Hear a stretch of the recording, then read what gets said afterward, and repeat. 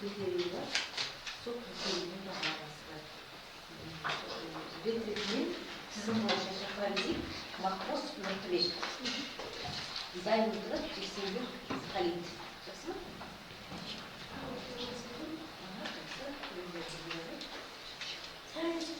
Менің атым Махбос Нұртілек. Мен Ақкөл ауданы Азат ауылынан келдім. Мен 8 сынып оқимын. Мен өз жеті өлең шығарғам. Сол Абайға арналып оқимын. Абай ата бана едің асқа шыңдай, сөзің қалды жүрекке жаққан шырай. Қара сөзің өлең жолын көрсетіп, халыққа нұр шаштың сен ақтаңдай. Білімге шақырдың сен жас ұрпақты, ояттың жүректе үміт от жарықты. Ғылым тап деп, жол іздеп болашаққа, көрсеттің биіктерге барар бақытты. Сөзіңде терең оймен ақыл жатар, жанымды тербетеді әрбір жыран. Адам бол деп үйреттің барша жұртты, тазалық, әділдікке жол аштыңды. Қазақтың кең даласымен сені мақтан, өлеңнің самал желдей есті ақтан. Асырлар өтсе дағы сөзің өлмес, халқымен мәңгі бірге жайсан жан. Абай ата, мұрамды біз сақтаймыз, жүрекке үміт білім отын жағамыз. Сен салған нұрлы жолдан таймай жүріп, армандарға биік болып самғаймыз. Bir өлеңнен аға, жеті өлең шығардың ғой, е? Зорға бара ғой. Рахмет отырамыз.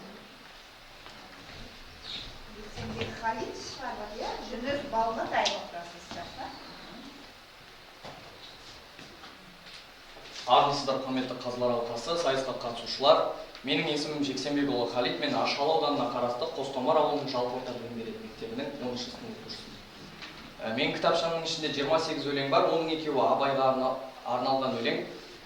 Соның біреуін оқып берейін. Ұлы Абай оқы. Сен туғанда сыр шертті тау мен дала, көкпен жерге шуағын жаудырған ба, қасқа бұлақ киелі мекен бүгін, бұдан асқан қазақта арман бар ма? Сөз бастадың, шындықпен уын іштің, жалғандықпен арбасып суын кештің, қара сөзбен әлемге жол көрсетіп, ақыл, қайрат, жүректі туғып естің. Сөз төресін сөйлеген хакім Абай, халық үшін қалдырдың алтын сарай, ой толғатқан Абайдың қоңыр үні, құлағында ойнайды домбырадай. Абай, сенсің халықтың асыл ізі, жаңарса да тозбайды дана сөзі. Сенің жолың ақыл мен ардың жолы, сол жолменен жүрсе елі мәңгі өзі.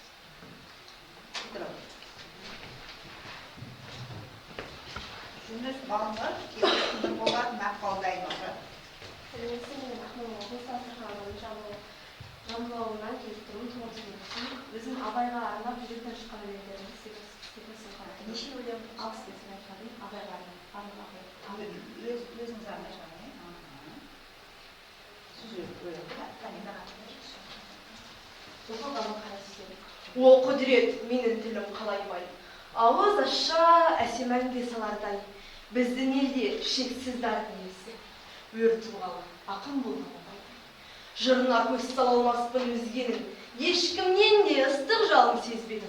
Мен өмірге басқа көзбен қараймын, оқыған барлық қара сөздерін. Басқаларда тіршілік жоқ, засын жоқ, мұндай тұлға не талай ғасыр жоқ. Өзге елде дарындар көп білемін, ал бірақта дәл Абайдай ақын. Ғылым таппай мақтанбадым, сақтандым, ойымменен жүрегімді басқардым. Бес асыл сатқаруға тырысып, аздыратып бес нәрседен қашқанмын. Болмасам да ұқсап бағып көремін, адамдардан тек жақсылық теремін. Ғылым қуып биіктерді көздеймін, әлісін ойын арзан деймін. Жүрегімнің иесі хакім Абай, бұл өлеңді не себептен шығардыңыз? Себебі мен Абайды бала кезімнен оқып жүрген, сол отбасының тәрбиесі Абай біздің отбасының. Bir şuna baktık. Al, ostan bir şuna baktık. O çapkalı ise kasır benim yılın iyisi katma var.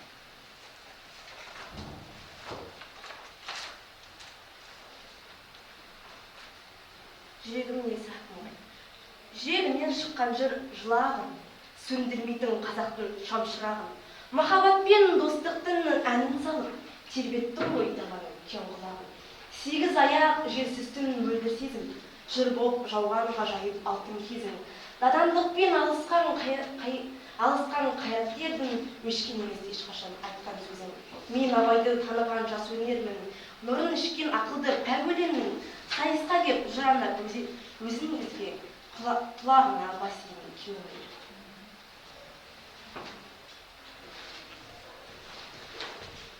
Келесі Нұрболат Мақпал.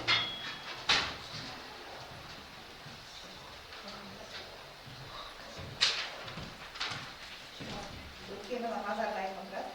Мен Ақмола облысы Атбасар ауданы Бастау ауылының жалпы орта білім беретін мектебінің 11-ші сынып оқушысы Нұрболат Мақпал. Сіздерге келген өлең жинағының ішінде 63 өлең бар. Әлі аяқталмағандар өкінішке орай қосқан жоқпын. Қазіргі енді бір өлең оқы десеңіздер, осы бүгінгі тақырыпқа сай абай оқуларына Абай ақынға арналған өлеңім. Қазақтың ұлы ақыны. Қалың елім, қайран жұртым қазағым-ай. Тұнжырап, басқа жұрттан қалыс қалмай. Өнер білім үйреніп еңбек етіп, толғап еді халқы үшін данам абай. Баланы оқытуды жөн көреді, өздігінен басқа тілді меңгереді, баты шығыс әдебиетіне терең бойлап, әлемнің ұлыларын теңгереді. Гетені қазақилап тербетеді, табиғат тал бесігін қалғытады. Тыныштық тынық ауа түніменен жыр әнін қазағына селтетеді. Орыстың ұлы ақыны Пушкин еді, Онегин Татьянаға ғашық еді. От жалындай қосқашып махаббатын Абай менен қазақ елі танып білді. Гете өз елінің ғұламасы, Пушкинде биіктегі тұлғалысы, сөз асылын құдіреттілігін бағалаған Абай да қазағының ұлы ақыны. Мысалы менен мысал айтып мысқылдайды, аударып Крыловтан үн тастайды. Көкірегінде ойы барлар үңілсін деп, аңқылдап еліне бір ой тастайды. Абай ойы сансаққа жүгіреді, елінің санасын бір түрткілейді, жан жақтан тамырларын басып көріп, өнеге білім дәнін сеткілдейді. Бір жарып өсіп шыққан дәндері біз, жырынан үлгі алған ұрпағы біз. Ары бар, ақылы бар, иманы бар, тереңнен сабақталған тамыры біз.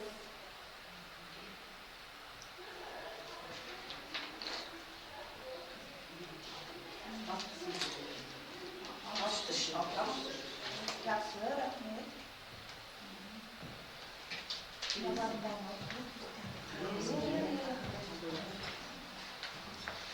Келесі Бөкенова Назар.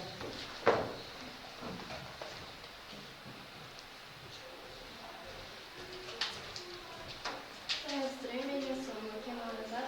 Бұлан ауданы Алтын ауылы 11-ші сынып оқушысымын. Мен өлең жинағында 35 өлең, оның ішінде 11-і Абайға арналған. Қара сөз шешені. Қара сөздің шешені дара тұлға, ойы терең тең келмейді бір жанға. Әрбір сөзі ақиқаттың айнасы, жетелейді жарық жолға нұр таңға. Қара сөзден тәрбиелеп сананы, күзеткендей адасқан бір баланы. Ақыл қайрат жүрек жайлы толғауы, жарқыратып жібергендей даланы. Шындық айтқан тайсалмастан қайықпай, жамандықтан жиреткендей айқындай. Адам бол деп ұран тастап ұрпаққа, өсиетті жүректерде жаңғырдай. Терең ойы теңіздейін тұңғиық, сол ойларға бойлаған жан шын бақыр. Қара сөзі мәңгілік өшпес шамшырақ, жол көрсеткен қараңғыда бір жарық. Абай ата сөз өнердің шыңысың, қазақ үшін мәңгілік бір нұрысың.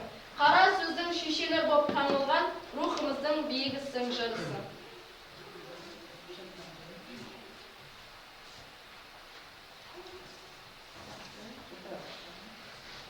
Жақыбай Нұржігіт, Ғайнуат Ермұған Әбдінұр.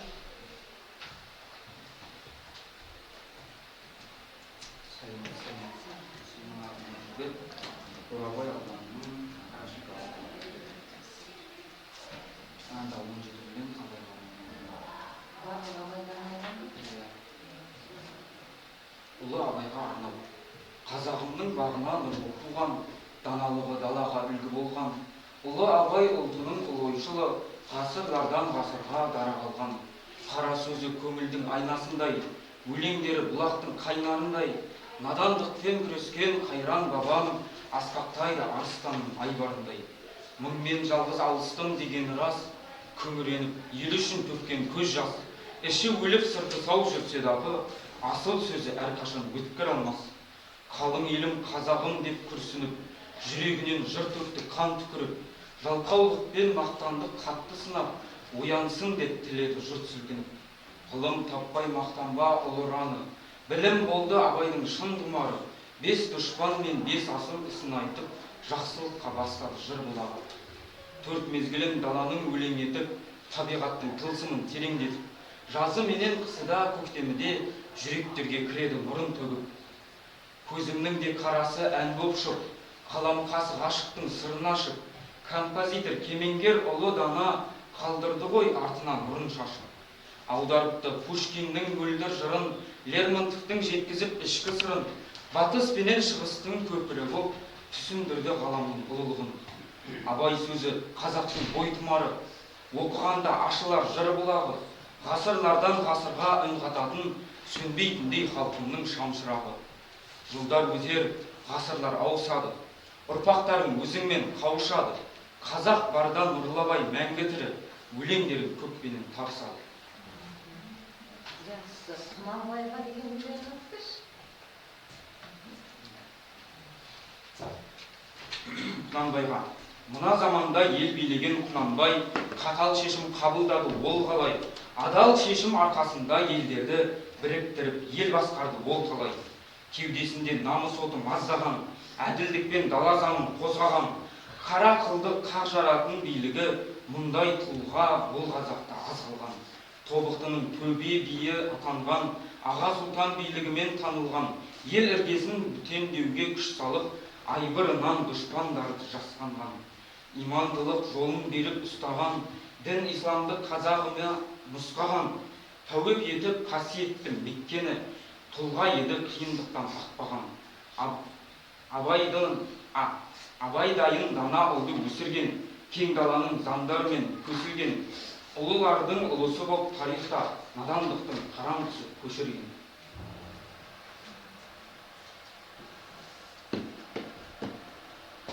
Келесі Ермұрат Абдыны береді, Марозыма Рамазан Дайнық жағын. Мен Жасал ауданы Мамай ауылынан келдім. Мен 26 өлеңім бар, оның екеуі Абайға арналған. Абай атаманға. Абай даналықтың дарашығы. Абай салған сара жол даналықтың мектебі, оның жыры көңілдің сусындаған көктемі. Ғылым таппай мақтанба деп ұрансап, надандықтың есігін мәңгілікке тепкені. Қара сөзі қазына, ақыл ойдың айнасы, тереңінде жатыр ғой шындықтың зор пайдасы. 5 нәрседен қашық болып 5 нәрсеге асыққан, қазағымның абайы, рухымыздың айнасы. 45 қара сөзінде имандылық сыры бар, жүрегінде халқының таусылмайтын жыры бар. Өлді деуге болама, айтыңдаршы сондай жан, артында 3-5 ізі бар, мәңгі соғар үні бар. Жастар үшін темір қазып, лақымның бейнесі, ол қазақтың мақтанышы білім ғылым кемесі. 8 аят желсізтін құлақтан кіріп қойдылар, өлеңімен тербетер, ол нағыз рухтың иесі. Ол нағыз рухтың иесі. Көкіректі оятар өткір тілді сөздері, болашаққа нұр шашқан дана ақынның сөздері, толық адам болуды мақсат еткен әр қазақ, Абай менен табысар іздесе көр өздері. Махаббат пен достықты жырлап өткен жалықпай, Махаббат пен достықты жырлап өткен жалықпай, өсиеті. Айтшы дес бай. Бірінші, ең бірінші. Махаббат пен достықты жырлап өткен жалықпай, өсиеті жанымызда жарқырайды жақұттай, тіл өнерін дамытқан әдебиеттің атасы, сыйлайды оған құрметін бүкіл әлем бақыттай.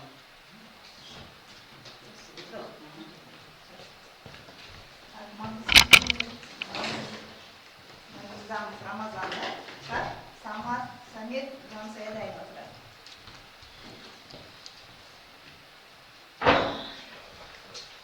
Сәлеметсіздер ме?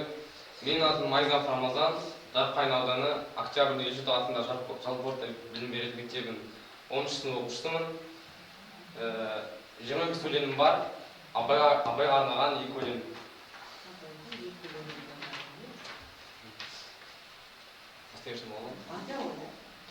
Абай дана ақын оғлы елімнің, жырға қосқан сұлулығын жерімнің, абай сыншы жақсы менен жаманның, мұң қайғысын жырлай білген даламның, мұра қылған өлеңдері қымбат бәрі, пәктігі сәби деген құндақтағы, оқыған әрбір шумақ жүрегімде, тия төгіп ақ қағаздан жыр баптады. Абайды құрмет тұтып басқан алға, жас жүрегім жыр жазудан жасқаныма, дәл өзіндей айбынды ақын болу, арман боп қалмақ тек басқаларға. Имандылық, парасат, сана сезім, аманат қып жырлаған дана сөзін, нұр құяды адамзат санасына, қасиетті қазыналы қара сөзін. Өзін салған сол жолменен қалың қазақ, жүріп келіп намыспенен болмай мазақ. Бүгіндері моқтан тұтар ұл-қыздарын, жарқыраған күзбенен жұлдыздарын. Әр жыл сайын еске алып нәр тұлғанды, жыр толғайды ұлыққа қылған мадақ.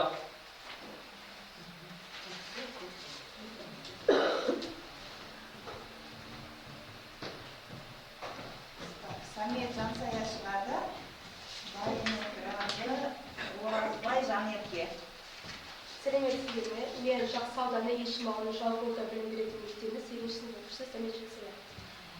Менің қоржында 15 өлеңім бар, оның 3-і Абай атамызға арналған. Ұлы тұлға Абайым. Ұлы тұлға сөз өнердің шебері, халқы үшін соққан оның жүрегі. Қараңғыны жарық қылған нұр қылып, жол көрсетті білімменен өнері. Терең ойлы өлеңдері бір ғалам, әрбір сөзі өнегеге бір қадам. Адалдықты, әділдікті үйреткен, ел аузында сақтап қалған мың адам. Ғылым ізде, еңбекте деп шақырды, надандықты білімменен батырды. Әрбір жастың жүрегіне үміт боп, жақсылыққа бастай берді ақылды. Халқына аманат қылған қара сөз, жұртына мұра қылған дара сөз. Әр адамға ой сауатын терең сөз, Абай айтқан ақылды пара сөз. Сол сөздері жол көрсетер санаға, алғысымыз шексіз ұлы данаға. Тәрбиенің шамын жаққан әр адамға, ұлтсыз тарасыз қазаққа.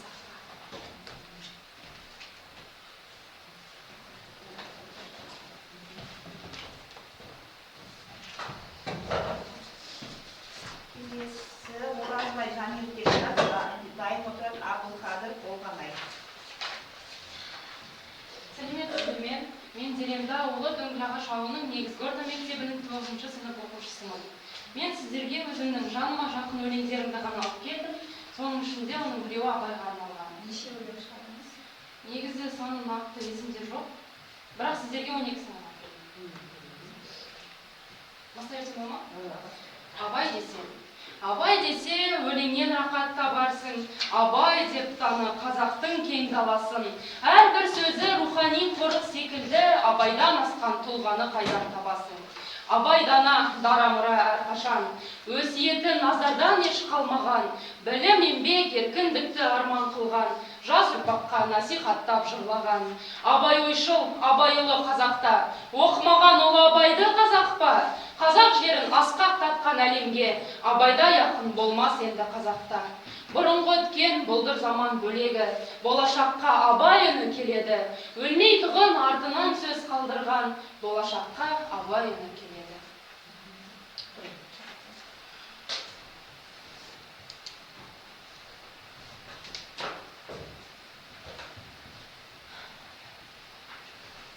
Келесі бізде Абылқадыр Болғанай. Дайын отырып Маратбекова Камила. Сәлеметсіздер ме? Менің аты-жөнім Абылқадыр Болғанай. Мен Қорғалжын ауданы Қараегін ауылы Шоқан Уәлиханов атындағы жалпы орта білім беретін мектебінің 11-ші сынып оқушысымын. Мен сіздерге өз өлеңдер жинағынан осындай кітапшамды алып келдім. Бұл өлеңдер жинағында менде жалпы 26 өз қаламынан туған өлең жинағы бар. Сонымен қатар кейбір өлең жинақтарымды газет журналдарға шығарған болатын. осы өлеңдер жинағында Абай Құнанбаевқа 2 өлең арнаған. Соның бірін айта кетсем, Абай Құнанбаевқа арнаған. О Абай, ел атасы, ер атасы, Құдайдан қабыл болған әр батасы, тәрбие берер 45 қара сөзін, бұрыс жолға кетсе дейді қыз атасы. Дұрыс жолға тәрбиелейсің адамды, қара сөзін тәрбиелейді наданды. Сіздің жазған әрбір өлең жолдары адамзатты қуатты табанды.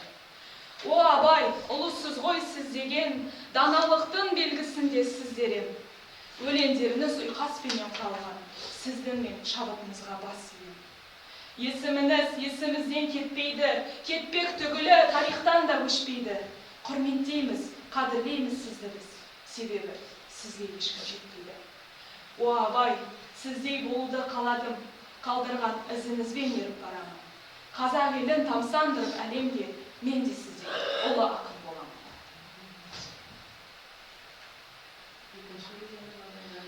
Абай Құнанбайұлы. Өлеңдері бізге үлгі тәрбие, жырлап өтем еске сақтап мәңгіге. Ұлы Абай атамыздай ақынның өлеңдері қосамын мен әр күйге. Жырларында жалындаған от жатыр, ешкім оны сөндіре алмас жоқ жатыр. Қысқа ғана ғұмырының ішінде қалдырды бізге өнеген тарих. Марат Бердіғұл Қанимаштар, Шәке Илья дайын отырады. Сәлеметсіздер ме? Мен Сандықты ауданы Никольском 11-ші сынып оқушысымын. Білім таусылмас қазына. Білім таусылмас.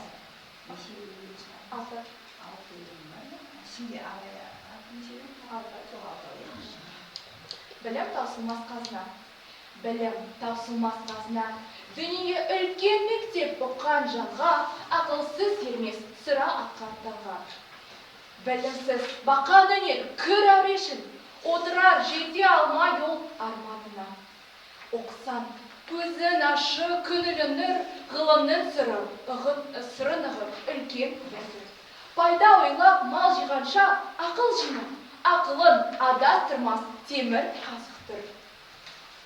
Надандық дерттің басы ем қонбайтын, адамды қараңғыға қолдайтын. Кітаппен дос болғаннан мере үстем, білім ол еш уақытта тозбайтын. Көкірек соқыр болса, көздерінен пайда, терең ойсыз ақиқат табылар қайда. Жатанды сөз білім емес, есіне ұста, ол тек қана жылтырап, күріп мақтан айлап. Шын ғалым бол, болмасаң да ұқсап бақ, өсек пен өтіріктің бойында сақта ақ. Білім, адамдықтың өлшемі алтын емес, көкіректе лаулаған білім мен хақ. Дүние үшін оқысан, боларсың құл, ақиқат үшін оқысан, ашылар гүл. Ақыл патша, ал ғалым оның тағы, осыны ұққан адамның бағы да ірі. Шәке Илья шығады, Раймонда Парыз қызы Аягөз. Ассалаумағалейкум, сәлемдестім. Сәлемсіз сөз бастамас бәлем ешкім. Алдыңызға келіп тұрып амандасып қолыңызды алайын мен бір шештім. Ассалаумағалейкум, күмістен ардақты, алтыннан салмақты, қара қолды ортасынан қақ жаратын әділ қазыналар мен сіздерге Ақмола облысы Целиноград ауданы Қоянды орта мектебінен келіп тұрмын. Менің жалпы Абайға арнаған өлеңім 20 өлең, ал жалпы алғанда 150 өлең бар. Жалпы мен өлеңді бастаймын. Мынаның ішінде 20 өлең. Жоқ, мынаның ішінде 30 өлең. Абайға арнаған жалпы 20 өлең. Абай айтты: дүниеде қызық жоқ ойлы адамға, ойлағаның аз болар бұл жалғанға. Көзбен көріп жүрекке кіргізсең де, аңсап жүрген елмегіңді мен табамын. Сұм дүние екен осы өміріңде, жалған екен Абай айтқан көңіліңде, толғандырған заманың осы болса, толғанбадым, онда мен де жеңілуге. Зерттеп көрдім Абайдың жанын ұғып, жеген екен аш қасқырлар жанын жұлып. Махаббаттың шарабынан зардап шегіп, саясаттың қаһары да алған бір. Екі жақта бас сағалап қалды Абай, екі оттың ортасында жанды талай, жүрегіне қонған алғаш махаббатын топыраққа айырбастап күнді қалай. Тоғжан-ай, Абайдың Тоғжан-ай, ғашық көзбен Абайды қозғадың-ай, қаншама күн, қаншама түн өтсе дағы, ол ақынның жүрегінде тозбадың-ай. Амал қанша, бұл дәуренде өтіп кетті. Оған дейін талай-талай сезім жетті. Байқағаным, ғашықтықта мәңгі емес. Мәңгі бұл тек дос екенін көзім жетті. Абай енді басшы болып жарытпады. Құдай берген ұзын қолын дарытпады. Есесіне ұзын қолын шәкіртке арнап шығарды ғой, лас шашықтан алып тарды. Жоқ, бұл ойларым бекер екен. Мен Абайды түсіне алмаймын, жөнім бөтен. Бал білерім, қағаз бен қалам ғана. Тым болмаса, оған арнау жас перде. Сізгенізге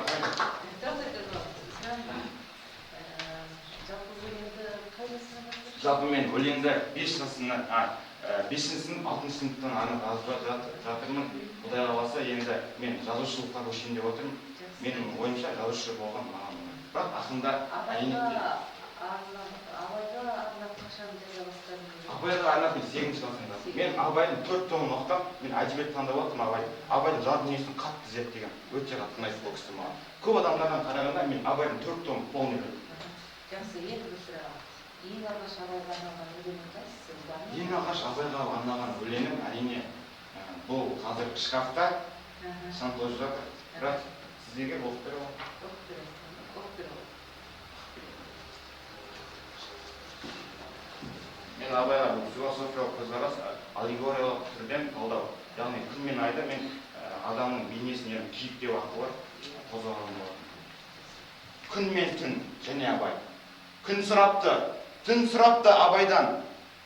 Түн сұрапты ұлы хәкім Абайдан. Не бітірдің, қай өнерді тербедің? Түні бойы қай өлеңді кернедің? Мені Алла ез ұйқыдан жаратты, ұйықтау үшін түн шуағын таратты. Ал мен сенен көрмей тұрмын ұйқымды, деп айлы түн біраз қарап жұлқынды. Сонда хәкім Абай тұрып алыстан, уа айлы түн, кешіре көр өзімді, өлең жазбай жұмалмаймын көзімді. Күн мен айым бір тәңірден жаралған, тыңдаңдаршы менің соңғы сөзімді. Мен ұйықтасам, мына қазақ не болады? Қу орыстың қорлығына жем болады. Қарап төзіп аурудан көз ашпай, ауруы айналаға не болады? Деп ұлы Абай сөзін бірден тоқтатты. Сонда тағы түн келіп күндізден, осы Абай не істейді күндізде? Әйтеуір ермек бар ма бұл күзге? Күні бойы қоңыр күздей жүреді, оған қалса поэзияға кіреді. Сонда нұрын теккен сарғын, мен білсем, ол күндізде оқиды, таң сәріде қара сөзін тоқиды. Әр адамға білім нәрін үйретіп, қашан көрсең, кітап, қалың кітап оқиды. Сонда бұған не істеп жүрміз екеуміз? Кезек-кезек келіп жүріп кетерміз. Екеуміз де хақ Абаймен сырласпай, екеуміз де бос, мылжыңбас екенбіз. Осы жыларыңды газеттерге, журналдарға, әлеуметтік желілерге жариялап жүрсіз? Иә, әрине. Мен өзімнің Инстаграм парақшамда жазып жүрмін. Құдай қаласа, мен журналдағы Балдәурен атты журналдарға жіберіп жатыр деп ойлағанмын. Келесі табысымызды аярлаушыға дайын отырсын. Нұркен ұлы Айман. Сәлеметсіздер, өзім қысқаша Сәлемет Табысыз Айбыз, Көкшетау қаласының Краснояр ауылының нөмір 3-ші Көкшетау мектеп гимназиясының 10 сынып оқушысымын. Жалпы өлең шығарып 6 сыныптан бастап жазамын. Және де жарыстарға 8 сыныптан бастап қатысамын. Осы мүшәйраға қалалық кезеңде бірінші орын алып келемін, және сол мүшәйрада бізге Абай туралы өлең жазыңдар деген, және де сол жазған өлеңімді сіздерге оқып берсем. Неше өлең шығардың? Жалпы мектеп кітапшамда 70-ге жуық өлең бар. Абайдан арналған 4 өлең бар. Ақымын. Қара сөзбен жүрек сырын ақтарған, қараңғыда жарық болып жаққан шам, шырынмен ой ұятып жан тербеп, қазақ үшін мәңгі қалған асқардың өлеңіңде қайрат жайлы жырладың, амандықты тілеп бізге жолдадың. Сенің үнің мәңгілікке қалғанын қазағыңды бір шумақпен ояттың. Атын қалды тарихта өрнектелген, шексіз түн жарық айдай нұр себілген. Ұрпақтарға бәрінен ұлы болып, өлең бәр әл қазақтан асып өткен. Абай ата, сөздерің бізге шапшырақ, әрбіреуі тоқталады жол сұрап. Тақпағыңмен жолды айтып бересің, міне тұрған жолаушыға қалдың.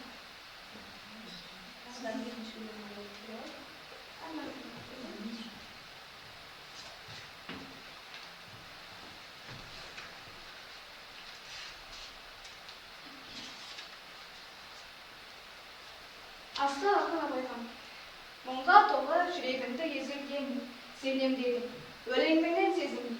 Сүрінгенде жырыңменен күш бердің, өміріме демеу болдың өзің. Адасқанда бағыт сілтеп жөн бердің, төмен едім, өзгелермен теңгердің.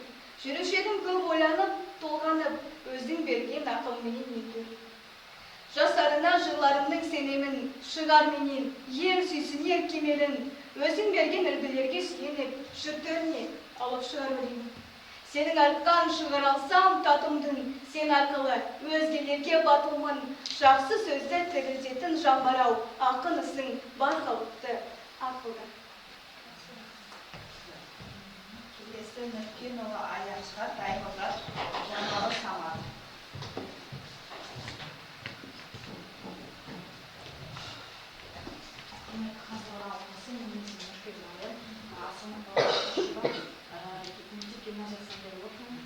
Мен 8-ші классының оқушысы, осы қаламгерлікке осы жылы ғана 2-3 ай алдын ғана келдім. Жас қаламгер боламын. Қате кемшіліктерім болса, асыл сөйлесіздер болдым. Мен осы шараға 10 шақты өлеңім бар, соны Абайға бір өлең оқып бердім. Ұлы Абай ізімен. Ұлы Абай адам болды, үн қатқан, арамайда өтіріктен тоқтатқан. Өнеге қып жазған әрбір өлеңі әр қазақтың санасына жоқтатқан. Ей адамдар, арам істен қашық бол, Абай айтқан асыл іске асық бол, өнер үйрен, бос өткізбе уақытты, бәлкім сонда табарсың шын бақытты. Жастарды түзетуге арнап жазған, Абайдың түрлі қара сөзі де бар. Оқу оқып бейнемен құдық қазған, Абайдан тәлімім бар талай алар. Ей Абайы, Абайды оқы жалықпа, білім ал, бетті әркез халықта. Өлеңдерін еріккенен жазбаған, тұңғылықтан шығарады жарыққа. Абайды оқы, түсініп қара, ұлы ақын, туған мыңнан дара. Оқы, үйрен, талап қыл, ізде тағы, ұғынсаң келер басына бақыт бағы. Абай сынды болмаған қайда деме, әр адам мақсаты бар алып кеме. Болмасаң да ұқсап бақ деген Абай, алға бас, жүрекпенен ақылғысың.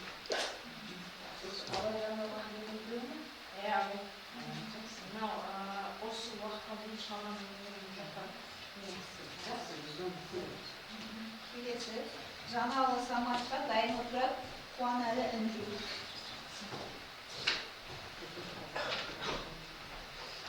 Сәлеметсіздер, мен Жаңалы Самат, мен осы Көкшетау қаласындағы мектебінің оқушысымын. Және мен осы арнауға, осы іс-шараға досыма арнау тақырыбына өлең жаздым. Абай атаға негізі 2-3 өлеңім бар, бірақ осы кітап өлең оқиды. Кітапшамды қылып оқиды. Досқа арнау. 3 harf бар, дос деген дара туған. Ол мен үшін жас сәби жана туған. Жақынымдай боп кеткен ақыл досым, сен мен үшін білексің бала қыран. Кімдер болсын достай шіркін қол алысқан, достың тектес бола алмайды бір туысқан. Көше кезіп қыздар үшін есінде ме, көрші ауылда ұлдармен мұң жолысқан. Досым ау, мен мықтымын неге десем, сен болғанда болмаймын күйлі мен сен. Исатай мен Махамбеттей адал болсақ, шын достықтан асып түсер емдейінсем. Жаңбыр жауса басылар күннің рені, досым сенсіз қазылмас достың кені. Тіршіліктің көзісін сен айындағы, сен болғанда жау алмасын мына мені. Досым, сен аман бол бірақ тыңда, бала емессің жасың жетті 40 мыңға. Досым дұшпан болса егер жаудан бетер, сен мықтысың өйткені досым мында. абайға арналған нәрсе бар.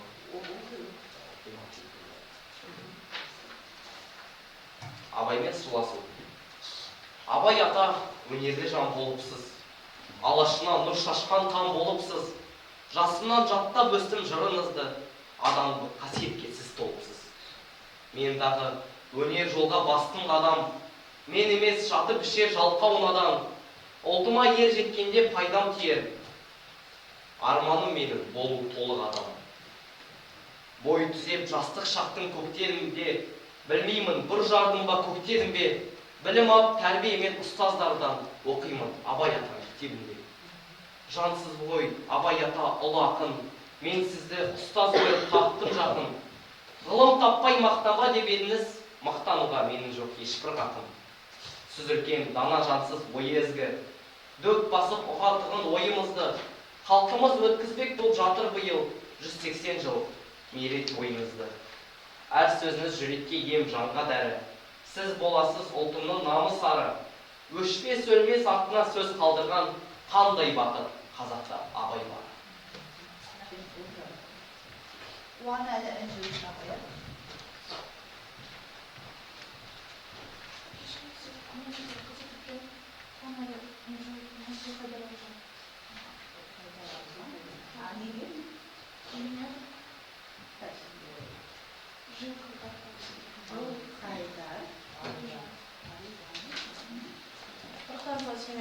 Мен Ақмола облысы Степногорск қаласы нөмір 4-ші болашақ облыстық мамандандырылған мектеп-лицей-интернатының 1-ші сынып оқушысы Жылқайдар Аружан.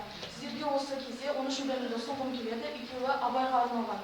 Бірақ та мен қазір сіздерге өзімнің ауылым туралы шығарған өлеңімді ұсынуды жөн көрдім. Жаңа жол. Туған жердің ыстық лебі көкірегімді тербеген, ауылымның келбетіне ешбір тең келмеген. Сағынышым сарғайғанда қиялыммен ұшамын. Кіндік қаным тамып еді осы қасиетті жерге. Ақ жаулықты аналарым есік алдын сыпырған, қариялардың батасымен жамандықтан құтылған. Көк майсалы белдерінде асыр салып ойнасам, ақсерек пен көксерек бар, асықтан көп ұтылған. Көк жиектен күн күлімдеп, нұрын шашқан кездері, бұл ауылдың әрбір тасы тарихтың бір сөздері. Жаңа жолдың жастары да білімді мен қайратты, гүлдендіріп келе жатыр, мақтан тұтып өздері. Көшелері түзу тартып, шамдары да жарқырап, таза ауасы тынысымды аша түсер аңқыбап, бау-бақшасы жайқалып тұр берекелі арысты, күміс сулы өзендері ағып жатыр сарқырап. Қараөленнің ұйқасымен өрнектедім сөзімді, ауылымның ақ таңынан таптым бақыт кезімді. Жүрек жарды өселенім саған деген тартуы, ұмытпаймын мәңгі бақи туған өлке өзімді. Даналықтың шын Абай. Хакімнің әрбір сөзі алтын діңгек. Тереніне байласан жаның сіңіп. Адам бол деп үндеген ұлы ұста жүректен мәңгі қалар атөлді. Дүниеден өтсе дағы асыл тұлға, шығармасы айналды асыл жырға. Шығыстың жұлдызы боп жарқырайды, жол сілтеп келешекке келер жолға. Көкірегі қазына ойы теңіз, сөзінен нәр алады әрбір егіз. Қараңғы қазағыма шам жаққан жан, Абай менен мақтанып бой түзеңіз.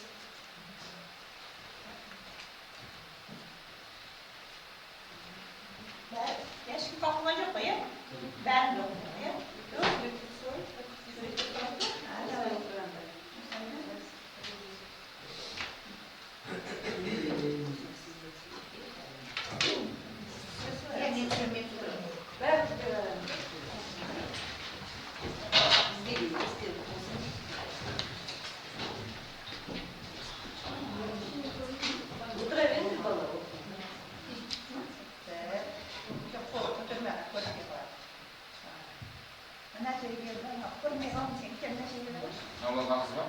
Ben bitiriyorum.